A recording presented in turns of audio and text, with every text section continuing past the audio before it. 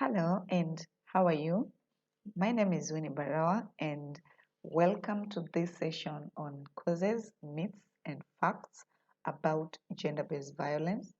So, this lesson is going to focus more on breaking the myth that possibly you have been told to believe about gender based violence and bringing out some facts about it so that we can all be on the same page and commit into preventing gender based violence in our community.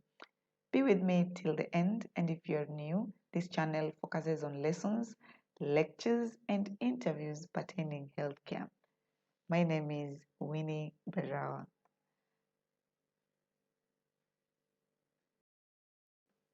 So, for the causes of gender based violence, they are widely spread out.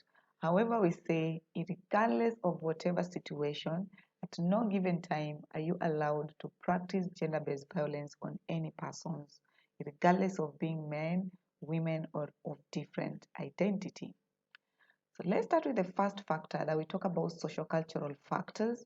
So social cultural cultures encompasses factors around unequal power relations, low status of men and women in the society, the culture, and social norms. So, with social culture, we look at the normal way of life for the community, how the status of men and women are, how the culture is influencing decision making, how generally social norms influences the reasoning of the community members. So, if people are not properly cultured, sometimes it can influence a lot on how they view gender based violence, and it can become a risk factor or an exposure to perpetrating gender based violence. The other cause is legal factors. And in legal factor, we talk about issues that bring out inadequate legal provisions and aspects whereby you don't clearly state the rights of the men and women or different identities and what they can access in terms of legal factors or legal services. In other aspect, we talk about the ignorance of community members when it comes to their rights and responsibilities. So a lot of people think if they violate you via gender-based violence, they feel you do not know your rights, and so you will not know how to go about it.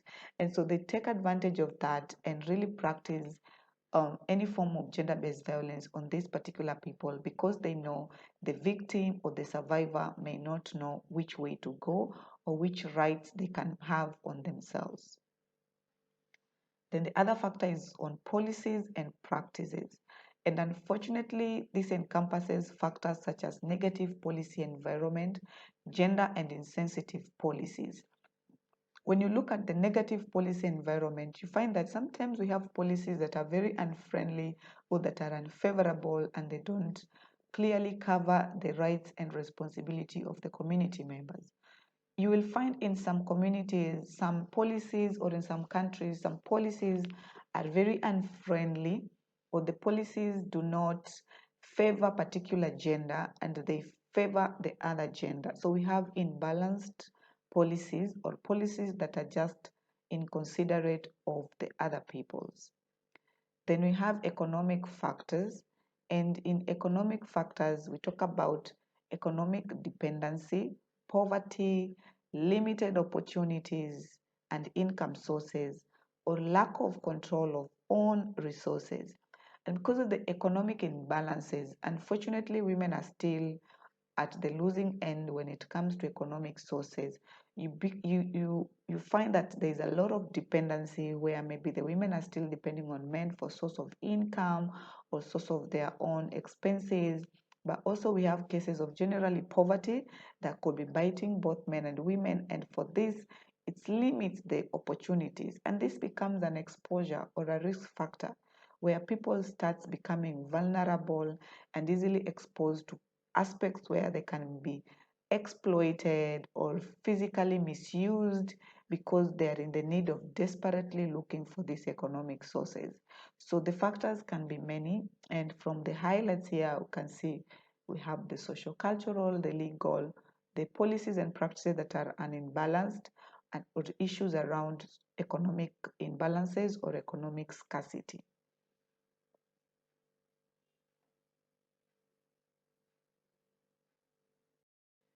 Other factors is about education. And education looks at cases where we have high illiteracy level or limited educational opportunities. And so you find that in some societies, the literacy level is so high, and with low literacy cases or low education opportunities, you find that there's low exposure for the community, there's low or limited access to opportunities that come along for these particular communities, and they become a risk because this in the long run ends up as low development for that community, increase in poverty index, and so they're not able to harness maximally on the development aspect. And so they end up either marginalized or end up a easy target for gender-based violence. Then the other bit is drugs and substance abuse, and this could be in form of hard drugs like cocaine, heroin, marijuana, or you can have cases of alcohol and so on. With drug abuse, this affects how the person will be able to reason or even understand a situation. And so, with this in mind, drug abuse becomes a risk factor because it affects the cognitive reasoning of the person, and they can poorly judge situations or end up participating in this GPV. Or themselves, they end up as target survivors or victims of gender based violence. The other bit is institutional factors, whereby there is inadequate victim support services, low access or long distances for access to courts, that is justice system, access to health facilities, police services, whereby the environment is not conducive enough to prevent or even cater for the gender-based violent cases. And then we have questionable implementation of laws. Having good constitutions, but again, we have very low implementation abilities. So having policies is a good thing.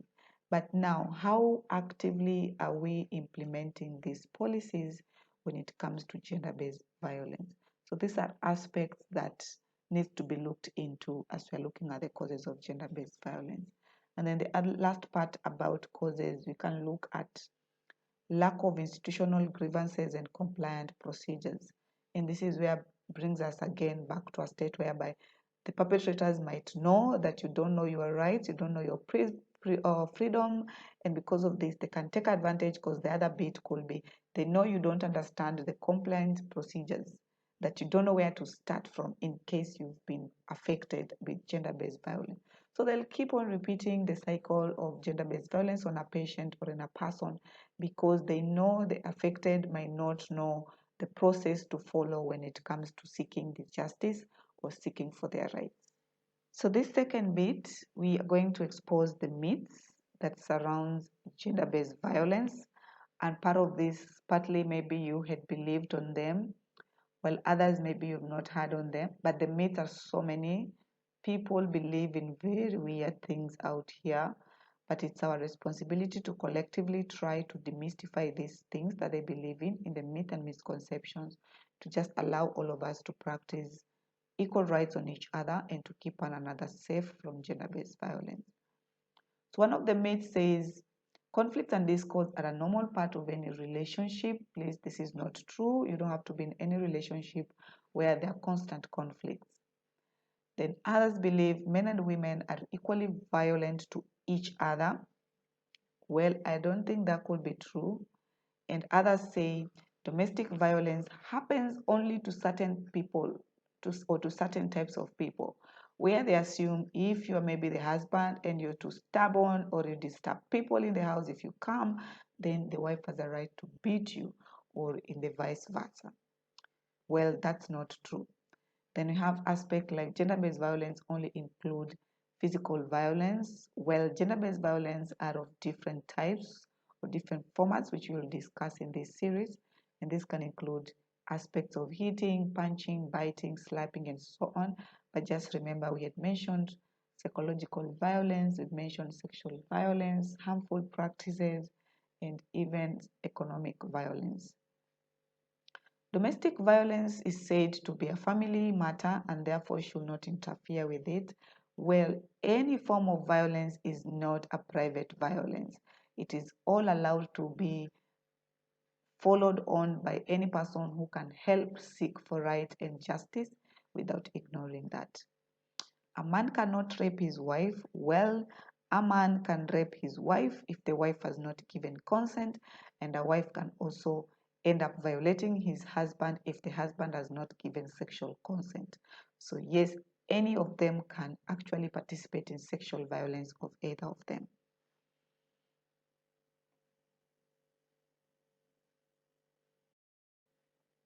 And the last bit is to talk about the facts. So the fact about gender-based violence is that most of the root causes lies in power inequalities based on the gender roles, where because of power differences, we have now the cases where the one in power is the one who tends to be a higher ground of being a perpetrator.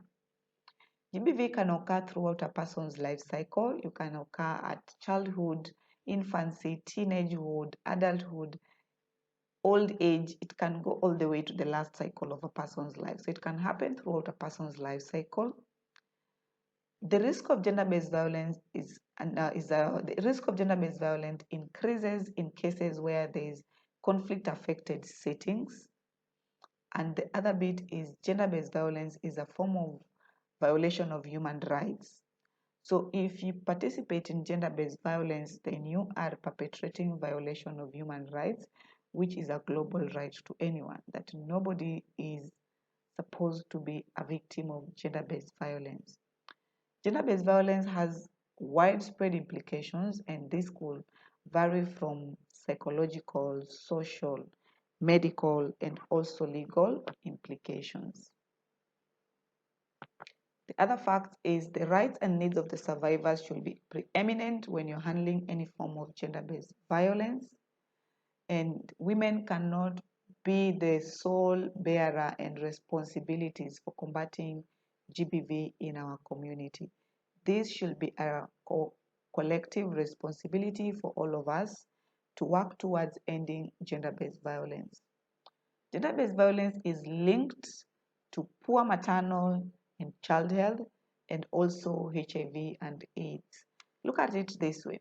When we practice sexual violences, we are risking ourselves into contacting HIV and AIDS and spreading sexual transmitted infections easily.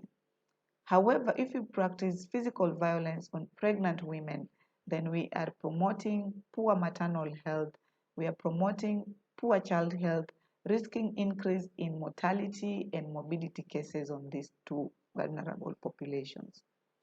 The other bit is gender-based violence can be prevented, and we must all take an instance, or we must all take a collective responsibility. It's not women only who can help us fight gender-based violence. It's all of us to be united and end gender-based violence in our community.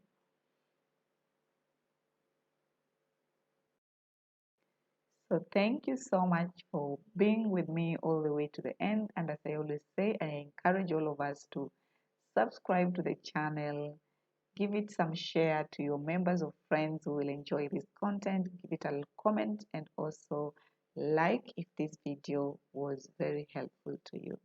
Thank you, and see you in our next lessons again.